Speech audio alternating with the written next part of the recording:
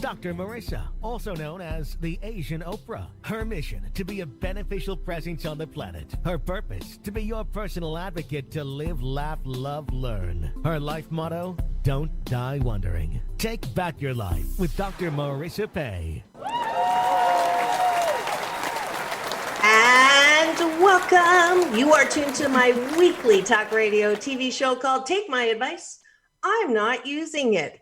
Get balanced, get happy with Dr. Marissa, syndicated on iHeartRadio and my CNBC NBC News Radio channel KCAA, but broadcasting live straight out of Burbank every Tuesday at naturally high noon out of UB and Go Studios. And this is a show about hope and happiness. So there's no gossip, no scandal, and no K words at all, no Kardashian talk at all, no Kanye talk at all. Instead, I want you to focus on your own reality show and how you can be happy 88% of the time.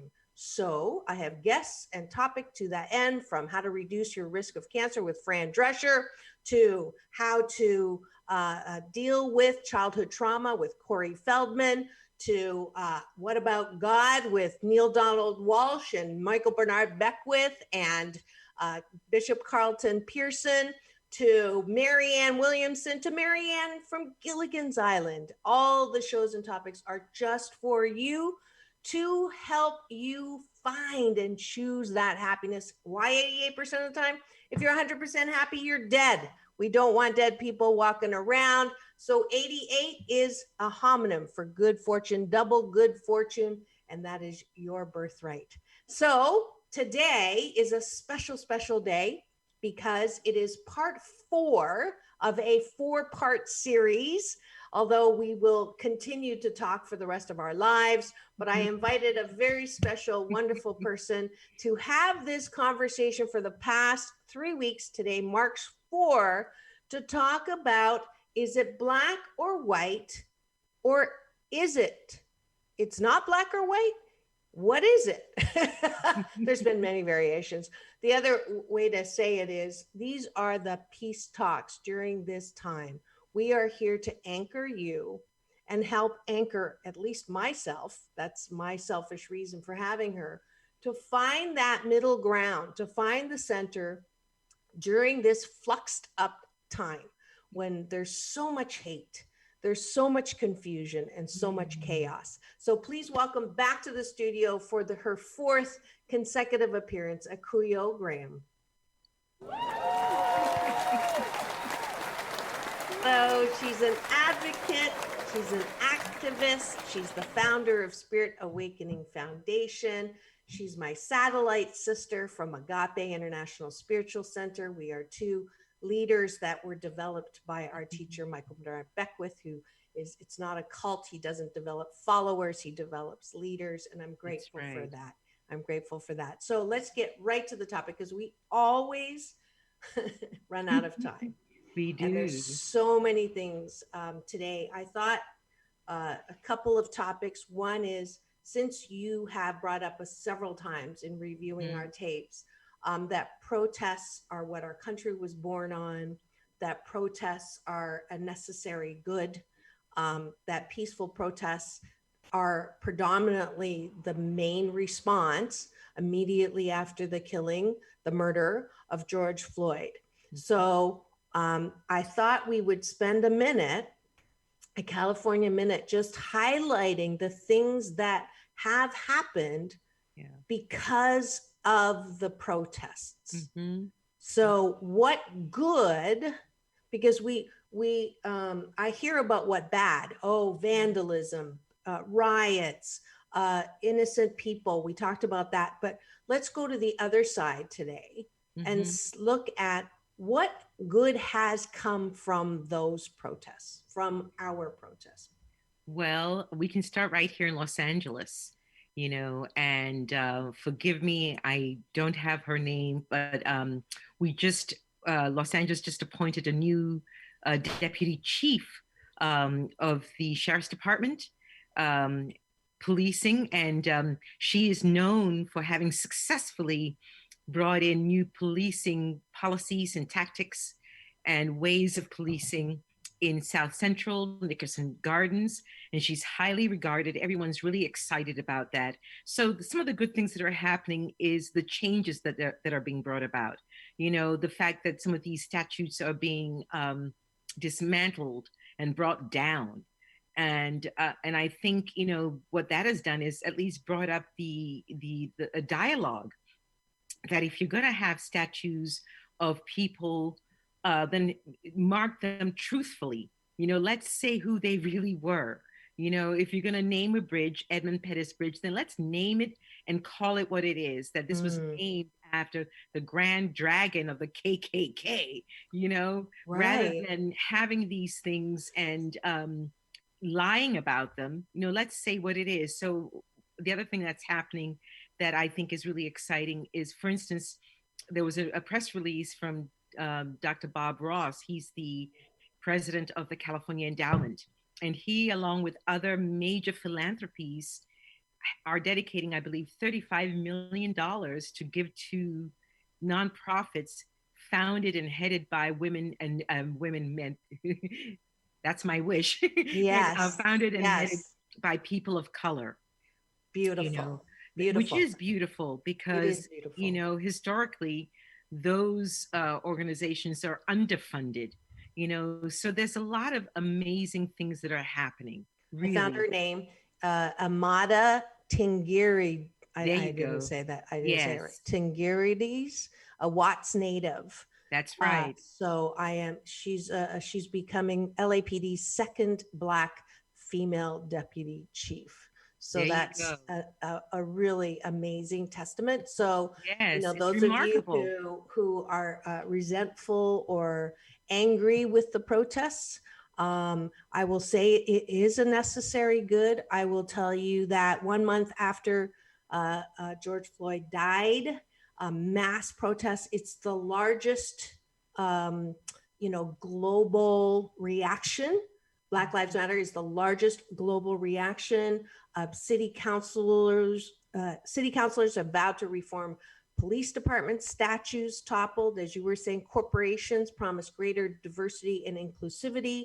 Celebrities donated millions to affiliated organizations. CEOs have resigned to make way for Black leaders. Brands have been called out for their lack of diversity and racist behavior. So Gone with the Wind was temporarily taken off HBO Max. That's right. Gone with the Wind was Gone with the Wind. Gone with the Wind. It was Gone with the Winds of Change. As what you said to the show that we were talking about last week, Hops. The U.S. police officer charged with Floyd's murder appeared in court for the first time June 9th, charged with second-degree murder and second-degree manslaughter, which still, to me, I don't know why it's not first degree. However, it's a huge change from the many names, hashtag say their names, whose killers were freed. I mean, so this is a step-by-step process. The other three that you were talking about last week that just stood by were charged with aiding and abetting. That's right. Murder, so that's good. Louisville Metro Police fired one of their 3 officers involved in the fatal shooting of Breonna Taylor. Okay. We're still waiting for them to be arrested, though. Okay. That's right. So, let's see. London mayors, the London mayor, Sadiq Khan, launched a diversity commission to investigate which statues should be retained. In Germany, I think, Tony, I sent you that photo. A graffiti artist, Emmy Freethinker, painted Floyd's portrait on one of the last remaining sections of the Berlin Wall. Wow. Which is beautiful. And look, it says, I can't breathe. Oh, that just makes me want to cry. Right, Germany Canada, demonstrators have been protesting against police brutality and the death of Regis Korshinsky-Paquette, a 29-year-old Black woman who recently died in Toronto after falling from her balcony during a police investigation. In New Zealand, senior ministers denounced Donald Trump as racist over his response on Twitter to protests over the death of Floyd. That's right.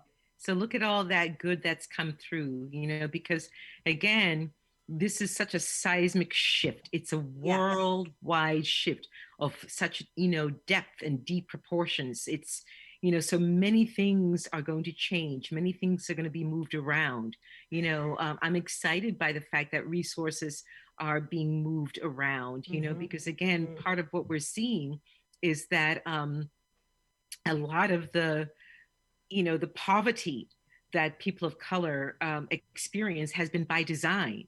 It's not because we're lazy or aren't as good or can't think or don't work. I mean, how do you label a people that were enslaved and worked from sun up to sundown, beaten? They worked, barefoot sometimes in the rain and the heat. How do you label that group lazy is beyond me. But that's where narrative comes in. That's where narrative comes in. So it's, to me, what's exciting also is in the entertainment industry, looking at, well, what are the stories we're telling? Because the story that for so long has been told about people of color has been that, we're lazy and, and criminal. You do the shooting, you do the robbing, you do the raping. Exactly. That's the theme of most, right? That's right. And what it has created is a fear of Blackness. So I'm excited about the new stories that will come forth with different interpretations. Yeah, that I want to highlight that moose on the table, that talk about the elephant in the room, because decades and decades of painting Black people as someone to, this whole thing about fear has fed into because Black people are dangerous, we need more police to protect you. And that underlying unspoken, but very invasive, powerful message has created this, this fear of defunding police. That's right.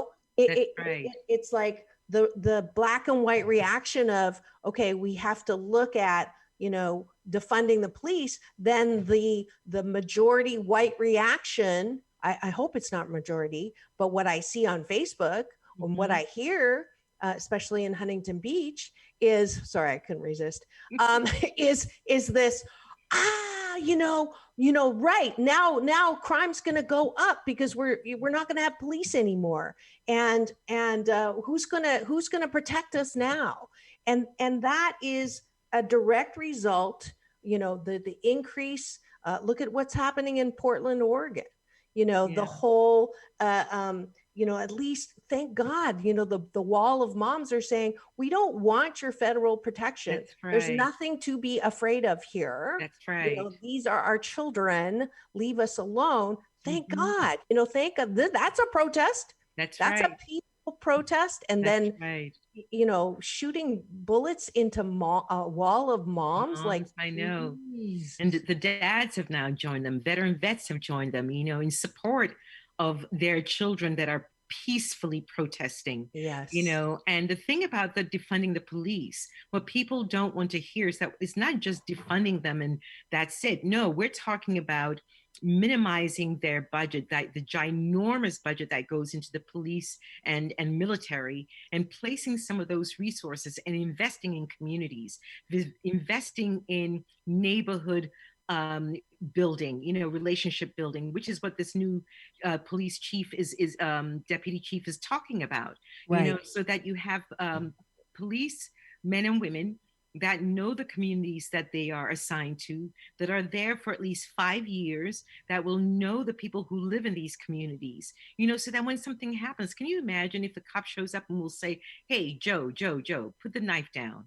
Come on, Joe, put the knife down. Right. I know you. This is not who you are. You're exactly. And studies have shown when those kinds of policing does take place, where relationships have been built in those neighborhoods, it works. It really works. So I'm very excited about all the incredible things that have been born through protest. Yes. For the most part, the peaceful protesting. And I dare say that a lot of the violence in these protests are not by the protesters. It's by, people that have been planted there, that are there to cause harm, Yes. and it's not the Black Lives Matter movement. Black Lives Matter is not condoning violence on people. That's not what it was formed for. God Right. knows. I mean, can you imagine? Black Lives Matter was created to support and save Black lives. So it's not Yes. going to turn around and say go kill and harm people. No. Right. Right. So it's Right. been infiltrated. A lot of these protests are infiltrated by people that don't want the protest actually succeed, that Mm-hmm. don't want to see Mm-hmm. the changes, the systemic changes that are being made, be made. Yeah, and that's why I'm just begging people who have the knee jerk reactions to whatever news is popping up Mhm. that says, protesting is bad, or that, let's just wait this out until it dies down.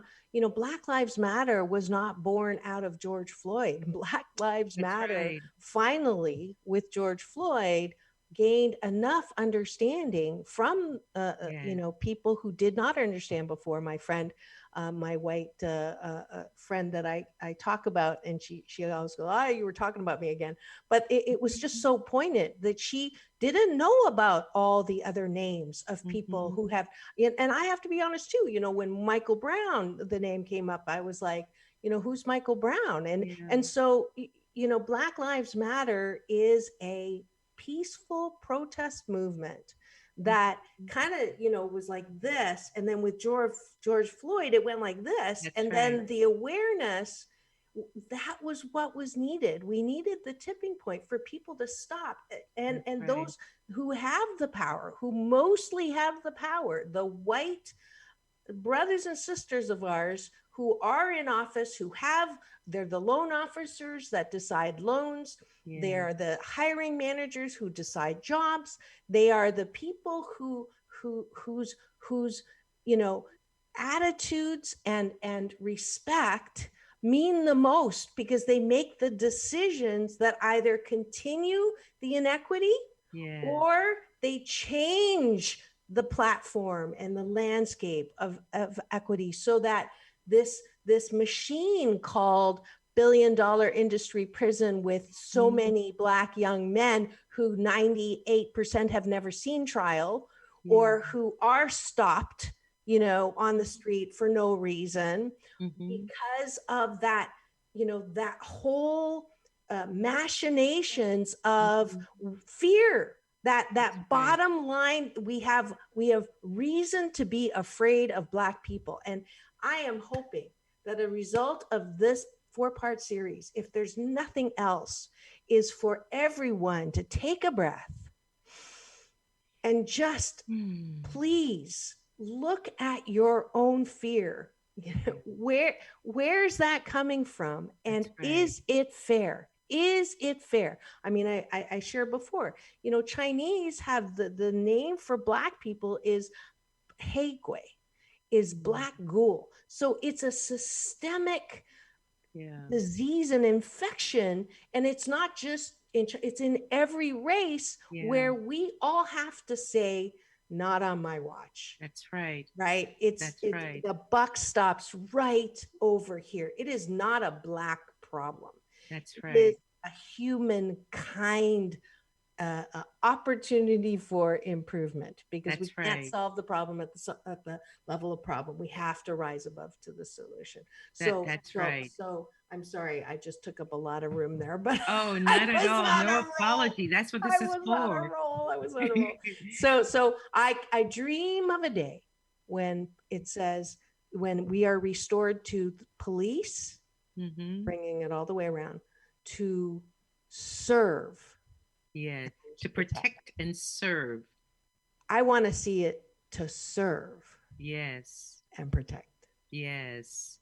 That would be wonderful, wouldn't it? Which again, I think is why, again, that there's been this, just amazing response to the George Floyd killing. Number one, as we've said in every week, and as everyone knows, because of Corona, we were all forced. Many people who normally would turn the TV off, perhaps, and say, "I don't want to see that," you know, you're stuck at home, you got to see it, and I think, that to serve, which part of this incident was about serving or protecting, so again, it just hit home. Yes. And I think that's why we had the worldwide response the way it's been. And again, as our beloved soul brother and teacher Dr. Beckwith teaches us, there's work for everyone to do. And I know for myself, because Black people, we're not a monolith. So I don't want to presume to speak for every Black person. I just know that what is, mine to do is to excavate those places within me, the spaces within my own being, wherever I have bought into not being enough, not being good enough. Wherever I have believed, what has been said about me that is not true. So my job is to excavate those areas, to clean them out, to release, to let it go. Yes. And that's my job. And that's what I can do to help stop the systemic racism that has been perpetuated on various people of different colors, including women as well. So, it's like double the work, not only as a Black person, also as a woman. To excavate those spaces, those places within my own consciousness where I have bought into being the other. Yes. And believe me, I have. And so it's been interesting to look at where I can begin to do that work and go to the subtleties. I've done a lot of the heavy lifting. I know I have, and yet there are subtleties. It's like peeling an onion. Sometimes when you're peeling an onion, there are layers that are so thin that it's hard to, take it away. So that's kind of where I'm at, looking at those thin layers that are very subtle, they're residual, and yet they're there, and let them go. So I no longer buy into anything that would make anyone the other. Yes, yes, absolutely. Starting with myself. Yeah. And I'd like to put beside your onion, I like the artichoke, because onions make me cry. So I like to use the artichoke because there's a little bit of good in every of those leaves. And there's a heart, a juicy heart in the middle. And that's you, a juicy heart in the middle. You too. And if you're wondering what you're watching and what you're listening to right now, you are tuned into my weekly talk radio, positive talk radio TV show syndicated on iHeartRadio and CNBC, KCAA, every Monday at 6 and Saturday at 6, and then every Tuesday at naturally high noon here at UBN Go Studios out of Burbank, California. And this is part 4 of a series that I've called It's Not Black and White because of all the conflict, or is it? And my convo partner is the beautiful inside and out Akuyoe Graham, activist, advocate, actor, many acting credits, but she's first and foremost my satellite sister who's helping me, with this stuff. And let's take a breath right now. We were talking about Portland, and one of the painful sacrifices that was made that did contribute in my mind, I don't know if this is true or not, but the timing of the fueling of the protests in Oregon. Can we have a breath right now for a beloved friend of ours, Curtis Bird, who just laid to rest his cousin, Dominique Dunn, who took a bullet after ignoring being called the N-word. And it was the second out of 5 bullets that were shot. And he died like Floyd to raise the awareness of the unfairness that is happening in our beloved country called the United States of America. So just a moment, a breath of silence. And releasing peace and comfort and love and joy and wonder and bliss and an understanding and a generosity and kindness to all of those who loved his family, especially Curtis. Yeah. I love you so much. That's right. It's hit home. I mean, we all know someone, that's been affected by all of this, you know, whether it's a business owner or, people that made their transitions as a result of, some of the violence in these protests, and coming, as we said earlier, from individuals and groups that deliberately go out there to inflict harm, groups that are resisting the ginormous change that is taking place. Yes. They're in high resistance to it, and so they resort to what they know, which is out of their fear, they resort to violence. Yeah. And yet the writing is on the wall. Yeah. And we know, and the writing is literally on the Berlin Wall. And change is happening, change is here, and the tide cannot be turned back. It's moving. This is an evolutionary universe, planet, and life is progressive, ever evolving. It never goes backwards. So we are definitely progressing, moving forward. The movement is up, and they can resist all they want. It's not going to change anything. These changes that are taking place are deep and wide and real. And thank about time. God. Thank God. God. Yeah. Right? Thank humankind. Yes. We that's who we really are. We are not racist. No. We may engage in racist behavior, but that's right. not how we were made. That's right. That's not who we are. It's not who we are. Yeah. And we are stardust. We are golden. Yeah. We are love. That's who we really are. Yeah. Precious children of a friendly universe. And with that, let's go to thank the sponsors of today's show. And when we come back, we're going to do a little tribute to Rep. John Lewis. Oh, yes. Who this show is also dedicated to. So wonderful. We'll be right back in 2 and 2. 2 and 2. Do you believe that people deserve second chances? Do you want to be part of the solution? Do you want to invest in the future of vulnerable, neglected young women who need to heal, live, survive, and thrive freely? Well, you can through Project Spirit Home, a safe place for young women who have a tough past grow into a new future in a home where they can heal safely, live freely, and grow mentally, emotionally, and spiritually. Donate today at www.spiritawakening.org today.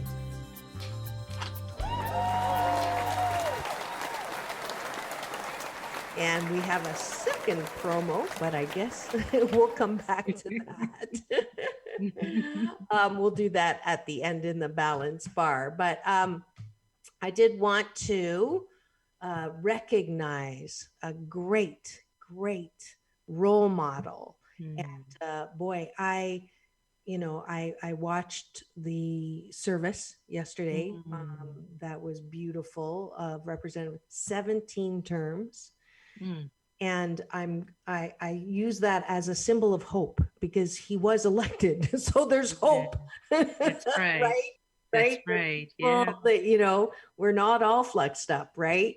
Yes. The fact that he did, that many terms, but I did not know, one of the best things about my show is I'm forced to research people and just the magnificence of his life. But he really embodied the spirit of Martin Luther King. Yeah. And I didn't realize to what extent, but I wanted you to show Tony the one poster he did, and his absolute my favorite saying that he did that I can't seem to find right now. Here it is. You are a light.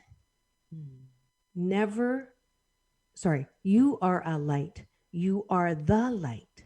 Never let anyone, any person, or any force dampen, dim, or diminish your light.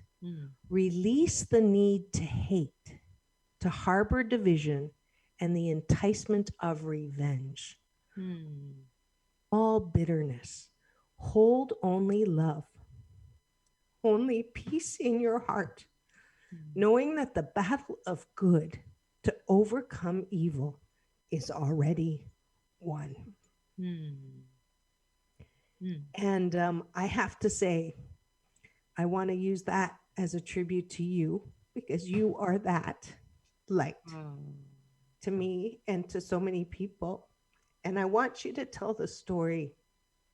I wanted us to do this before the series ended about the gang members that you walked into the room with, because I think that that's the place we have to all be in for this to work. So, When the murder had taken place, I think that's the story you're talking about. For those who don't know, Spirit Awakening Foundation, which I founded 25 years ago, we work with young people in the juvenile system. We now call them at promise rather than at risk. In any case, when I had first began doing this work, I was working at Barry J. Nido Juvenile Hall and Camp Aflabar. And I went to the program, and I was working with a group of young men in gangs, that were incarcerated. And this one particular day, there had been a really horrific crime that had been committed when some gang members had knocked on a door. A young boy opened the door, and 10 years old, and the gang members shot and killed him on a dare. His family was not affiliated with gangs. The dare was just go and randomly kill someone, and it was a young boy. And this just, it was outrageous. I was devastated by this. And I cried all morning, and I drove my little car to Laverne to Camp Aflabar to work with my boys. And they noticed, they said, "Miss A, what's wrong?" And I said to them, today I am just so heartbroken. And I told them what I'd heard on the news. And I said, this is just so senseless, and I told them my heart was broken because I kept thinking about first that boy, that innocent child that opened the door, and then his family, and I said, for what? For what? And I had no words. And once I said that, all of us, we just sat. We sat for over an hour in silence. It wasn't like, let's meditate, let's pray. It was just that none of us had words for what had happened, And so after about an hour of just sitting, one of the young men said, "Miss A, why don't we dedicate our work to all the families who have lost a loved one due to the violence in teenagers today?" Ooh, and we did. We created a book of writings from our program, and the name of the book is "We Speak from Death to Life," and it was so powerful. The poems, the pieces in that book, and we dedicated the whole thing to the families of who had lost loved ones due to the violence in teenagers. So it was really profound, that we had that shift in the silence. In the silence, I believe what happened is that love moved into all of our hearts, and we were able to, and the love was able to go to those places where words could not go. Because sometimes, there are just no words. Like again, the killing of George Floyd, there are no words when something horrific happens, and you just have to be still. Joel Goldsmith, whom I read a lot, says, don't assume to understand what's going on. Don't assume that you understand what you see with your eyes. And sometimes there is a need to just stop and be still and ask God, what is this that I'm seeing? So, at the time I hadn't even read Joel Goldsmith, but that's what we did. I believe that in that instance with those gang members that were in my class, there were no words. So we had to be still. To allow spirit, to allow love to go to those places within us, those crevices where words could not go, to allow us to soften.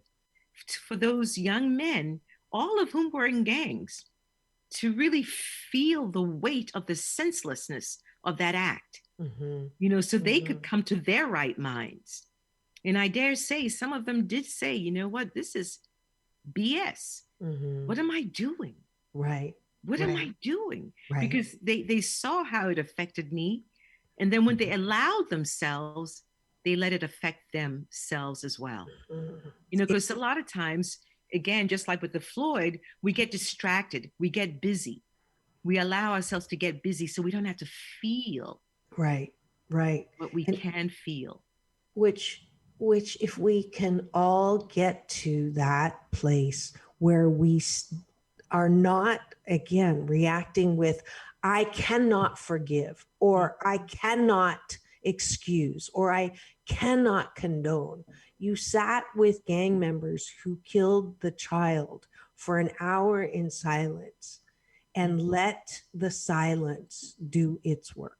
That's right. You know, That's let right. and let you know, because if you have punished or you blame or you hate or you know shame, it has no effect. And that's what we're doing. Exactly. That's Yeah, what the majority of us are doing with this thing called racism, with this that's right. thing called, you know, Black Lives Matter, all lives matter, blue lives matter. That's Is right. I just see the opposite of this, the healing power of silence and peace Absolutely. and starting here and then asking what is it for me to do. I That's think that's right. should be the name of this series.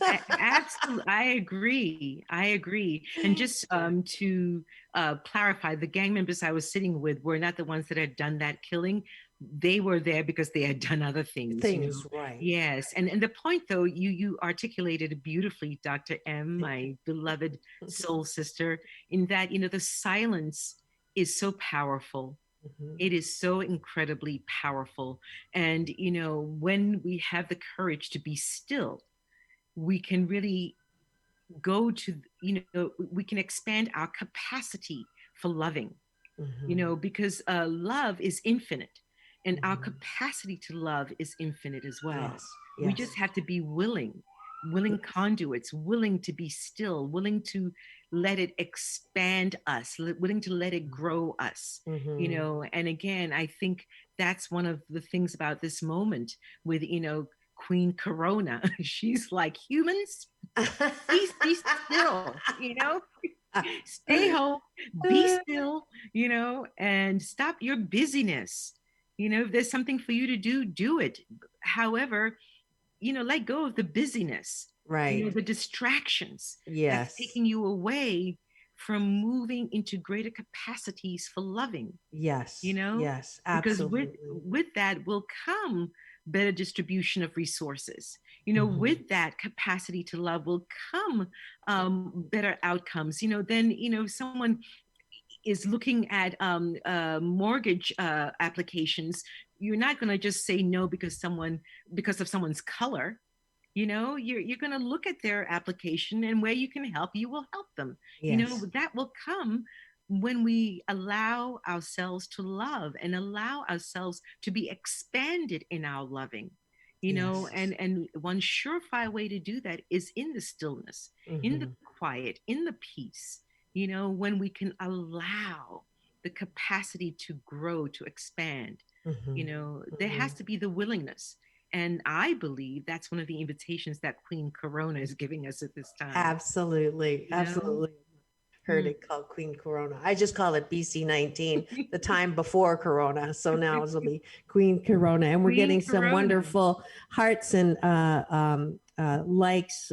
Shout out to Ada and Laor and just a number of people. Just there's so many different places. I can't say them all, but just knowing that there's support here, knowing that there's things we can do. That's right. The you had posted and I shared, and I'm getting a lot of credit for a lot of more people signing the petition to make Yes, KKK a terrorist organization. absolutely. So that's something you can do, That's right. and that comes and that you know. So I hope we have demonstrated in these four parts that you can still get upset and angry and disturbed and then act in love. I mean, That's I think right. that that's our, you know, that's our rose colored Kool-Aid that we're trying to get you to drink is that there still can be some, you know, right love right action that comes Right. out of the wait a minute, That's right. especially, mine's a little more raw than Akuyo's, but I'm not sure but about it's that. okay. At least not on here anyway. Right? Yeah, absolutely. So my closing question for this series is what is your wish as a result of our, 4-part series in this forum? What is your wish for any and all those who watch and listen and think and sit? What is your wish? Well, I wish that all those that have joined us in this 4-part series will have taken away something from it, maybe like you said, something that they can do. My wish is that everyone has heard something that really resonates with them in a profound way, so that they can take that which resonates with them, and with that have the courage to ask, well, what is mine to do? So that when they whatever is resonating, even if it's something that has maybe upset them that we've said, be with that and have the courage to say, okay, what is it that is being triggered? What is it that this experience right now is wanting me to know? What is in this for me? What am I to know? Something they said triggered me or set me off or angered me. What is the meaning of that? So I'm hoping and knowing that our beautiful listeners and watchers of this series will take away something meaningful, and perhaps new techniques for being with their triggers, for being with what moves them deeply in their souls. And will ask that question, what is mine to do at this time? What are the gifts that I came to contribute? What are my gifts to contribute? Yeah. Again, our beloved teacher and soul brother, Dr. Beckwith, once said, talked about the word human being, the giver of gifts. Well, then if that is so, then what are the gifts that we are each here to give? And let us give those gifts. Let us not wait one more second. Let us do it in support of John Lewis, live and out all his legacy. his legacy. Let's live out his legacy. That's right. Celebrate his legacy by giving your gifts. Celebrate the legacy of Dr. King by giving your gifts. Celebrate the legacy of George Floyd, Breonna Taylor, Trayvon Martin, and so many others, by giving your gifts. Yes, absolutely. Absolutely. Thank you so much. I love you. We're out of time. As always. As always. Join us if you're just joining us now, or if you'd like to join us again. We're going to do another watch party of this particular episode Monday at 6. So that'll be a chance for you to chat with us. We're also putting together a little promo reel, a sizzle reel of this series. So I would love it if all of you would write somewhere and go to drmarissa.life and put in an email how this series has impacted you, what you learned, what you disagree with, what you agree with, what you learned about yourself, what you learned about racism. We would love and appreciate that, because we really would like to continue this past the 4 times. We just kind of like hanging out, and we'd love to have a sponsor to be behind us in this and put it on a bigger platform. So you can help us do that with anything that you would like to say. So thanks again. I love you so much. I love you. Akuyoe Graham here on the show one more time. And I have just a few minutes for my balance bar. Welcome to a time and a space where I invite you on. We're going to do our promo real quick.